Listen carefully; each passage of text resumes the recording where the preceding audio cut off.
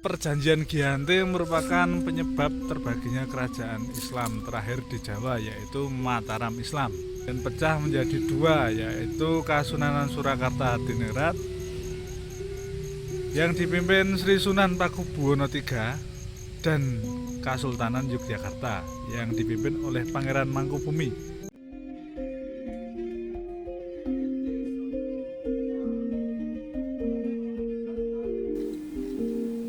Saat mengunjungi petilasan yang disebut sebagai tempat terjadinya perjanjian Giyanti ini, ingatan saya menerawang jauh ke belakang.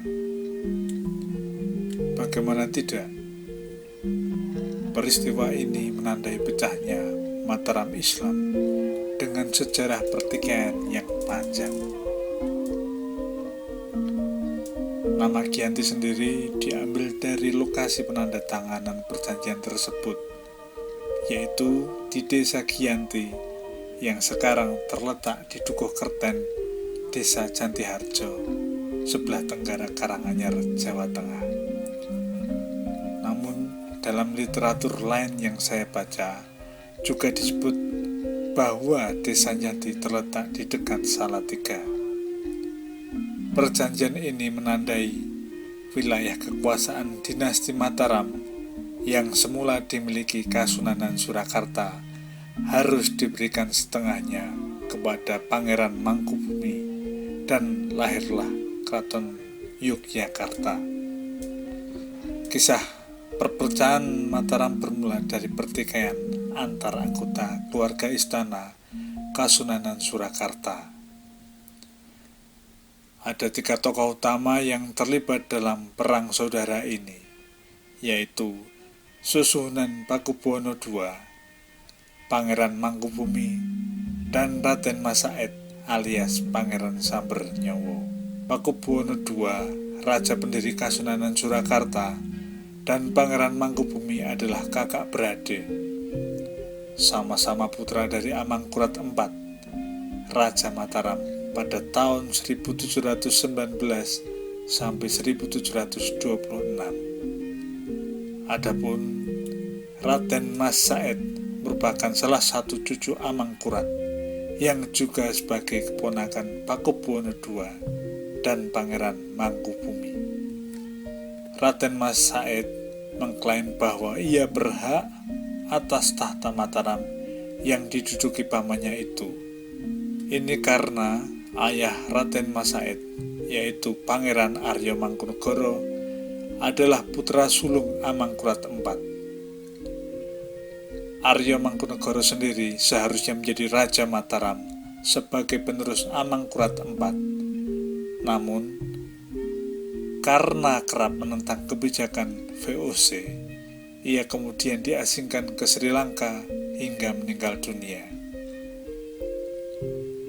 Lalu VOC menaikkan putra Amangkurat IV lainnya, yaitu Pangeran Proboswiyoso, sebagai penguasa Mataram selanjutnya. Proboswiyoso inilah yang kemudian bergelar menjadi Pakubuwono II dan memindahkan istana dari Kartosuro ke Surakarta.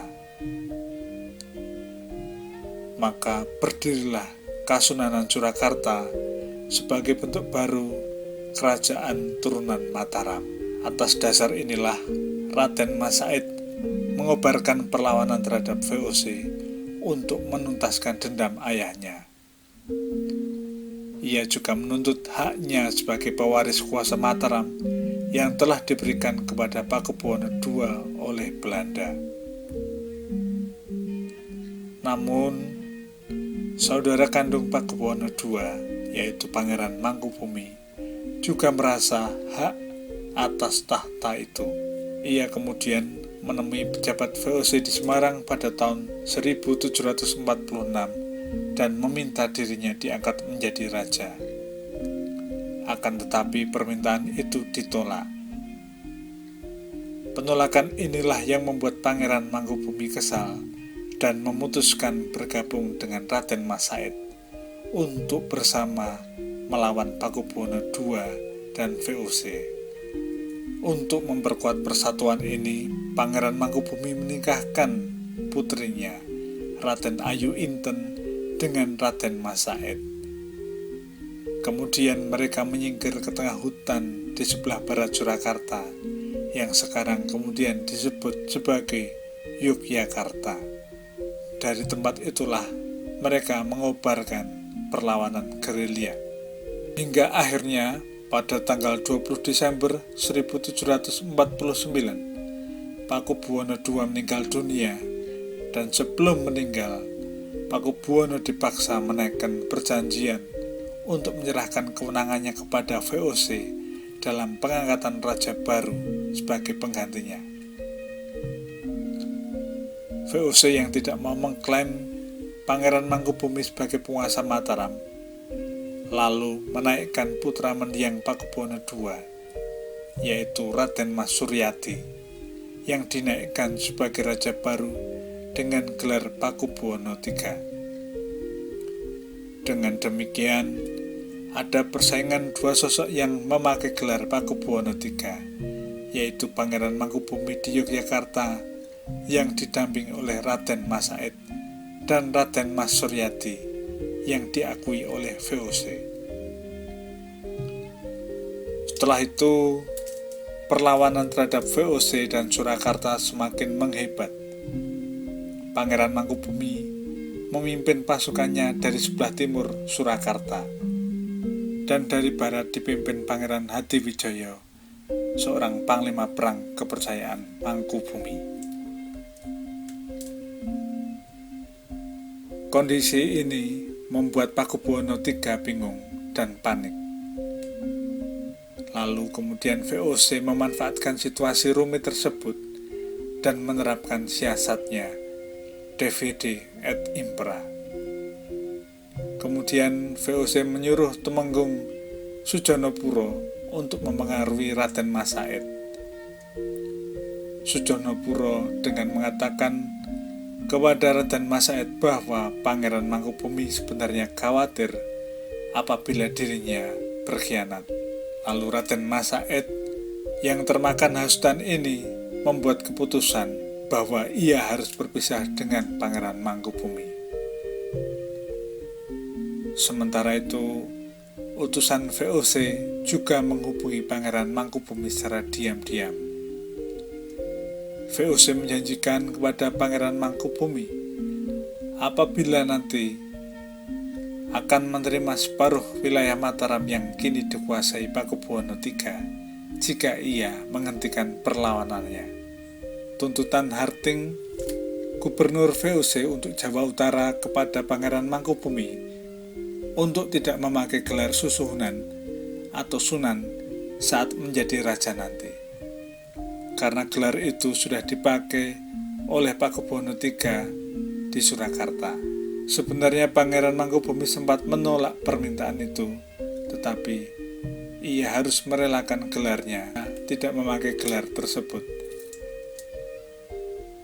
Lalu pada tanggal 13 Februari 1755, bertempat di Desa Giyanti, VOC dan Pangeran Mangkubumi kembali bertemu. Dalam perundingan itu, kemudian dibahas tentang pembagian wilayah kekuasaan Mataram dan beberapa kesepakatan lain yang menguntungkan VOC. VOC dalam perjanjian ini menjadi pihak yang paling diuntungkan, karena Surakarta dan Yogyakarta sudah berada dalam kendali mereka. Kemudian tinggal Raden Mas Said yang menjadi musuh bagi VOC, karena ia terus melawan. Setelah perjanjian Giyanti ditandatangani, Pangeran Mangkubumi mendapatkan setengah wilayah dari Mataram, yang kemudian dinamakan Kasultanan Ngayogyakarta Hadiningrat. Dan Pangeran Mangkubumi lalu mendeklarasikan sebagai raja dengan gelar Sri Sultan Hamengkubuwono yang pertama.